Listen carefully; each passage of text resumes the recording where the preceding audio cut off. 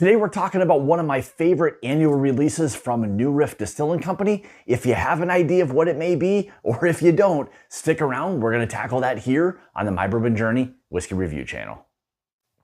All right, welcome back, guys. Thank you so much. So as you can see, a little magic of editing. We've added from New Riff Distilling Company their 2026 Silver Grove barrel proof bourbon. And again, like I mentioned on the intro, it's an annual release that I'm excited for every single year when they actually drop this thing at the distillery. I know it can be a little bit difficult to get for some people, but I know us whiskey people have ways of getting these bottles into our hands. So let's talk a little bit about what the 2026 Silver Grove bourbon has to kind of offer this year. This is coming in at 116.4 proof. MSRP on this one's going to be right around $60, maybe $65 MSRP directly at the distillery. And this is a mash bill of 65% corn, 35% rye, and 5% malted barley. So a really nice high rye mash bill. So something I really enjoy, that mash bill in particular, or high rise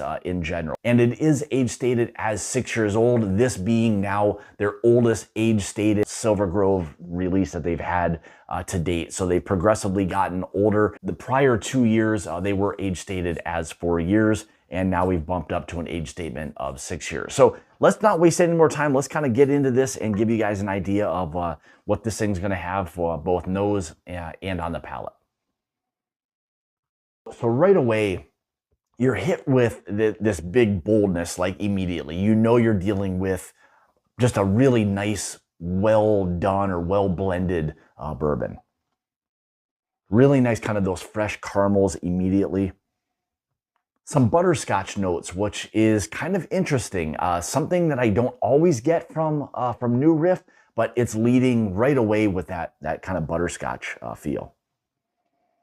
Now here is something I have gotten much more, or in even prior releases, is a little bit of this kind of burnt orange peel, something along those lines.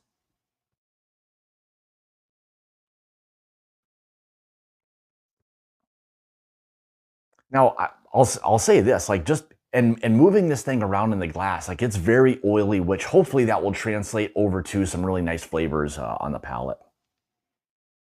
Yeah, getting a little bit of that in addition to that kind of burnt orange.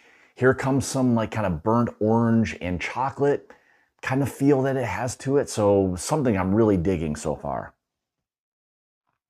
Yeah, beautiful spice factor to it as well. It's something you can always kind of count on, I think, from this release, is with that being a high rye, having a lot of that really kind of nice, rye spice, just baking spices in general. Yeah, beautiful brown sugars, maybe even like a little bit of a molasses, little hints of like a coffee or coffee bean, something along those lines. And the wood that's on this really feels more like being in a rick house. There's that kind of barrel char feel. Like if you've ever been in a rick house, you know what that smells like. This is kind of that, right in the glass. Yeah, I love the beautiful kind of like char notes that this thing has. Burnt orange, chocolate. Yeah, and again, a little bit of that butterscotch. It's kind of lingering around, on top of those kind of caramel notes as well. Yeah, beautiful nose so far. So let's kind of get into the palate and see what that has to offer. Cheers.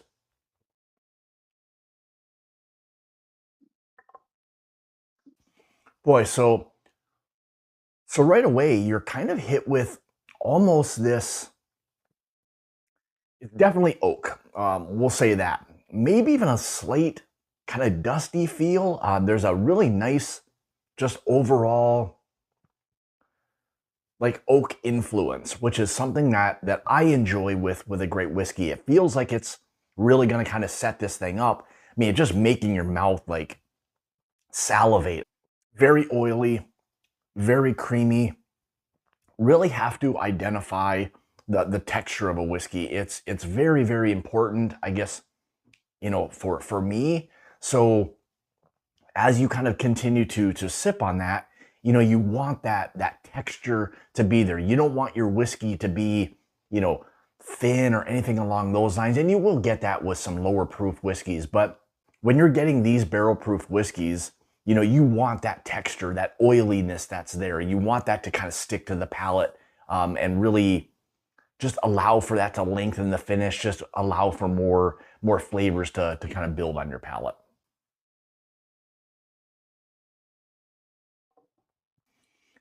Really incredible spice factor. That high rye is really showing up, whether it's singular in terms of the rye aspect, or just if you kind of combine everything and call it rye and baking spices, that's really there. So I would expect you to probably get a lot of the same. So if you appreciate something that's got a little bit of oak, you know, maybe some slight dustiness, great baking spices, caramels, butterscotch, that's what's kind of leading, you know, out of the gate with this one so far.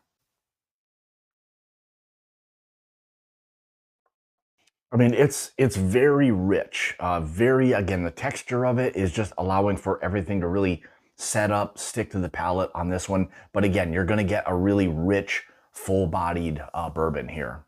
Oily, creamy, everything that you would, you know, really want in a fantastic bourbon.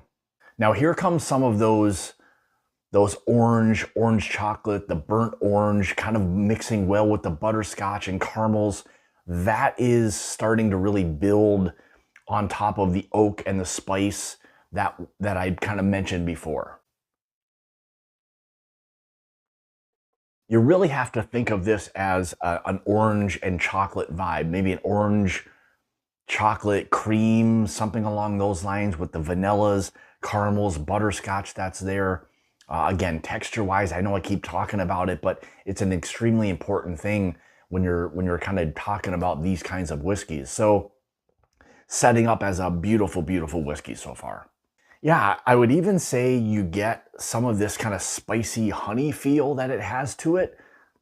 I think that just kind of comes back to not only the sweetness, but the oak that's there, the spice that's there, kind of feels a little bit like spicy honey, maybe a spicy sweet tea with honey, something along those lines.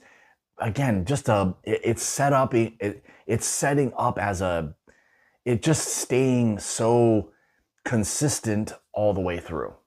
And again, not losing sight of the oak. You are getting a little hint of some dryness. I think with it having a strong influence of that oak, that slight dryness is also kind of playing a factor in this.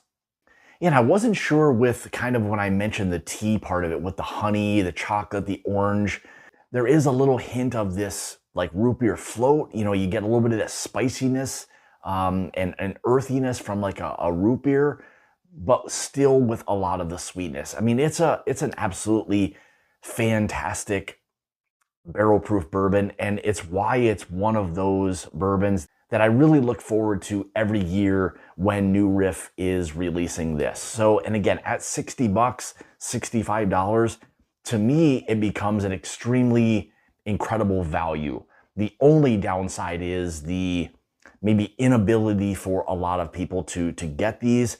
But I know, you know, within the whiskey world, people have a way of getting, you know, what it is that they want. So again, I'm aware of it being a distillery only. You know, if you're able to find it, you know, congratulations. To me, it's a fantastic pour for that value. Overall, you know, it's probably one of the better barrel proof bourbons that I've had so far here in 2026.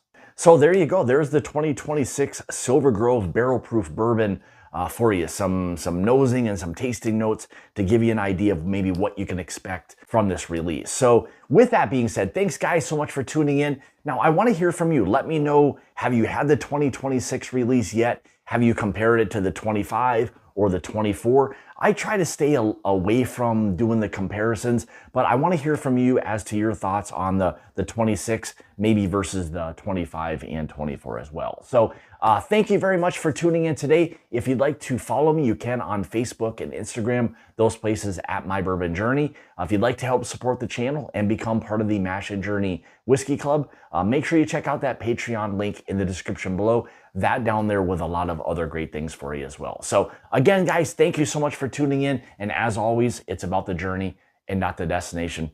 Cheers, guys. We'll see you in the next video.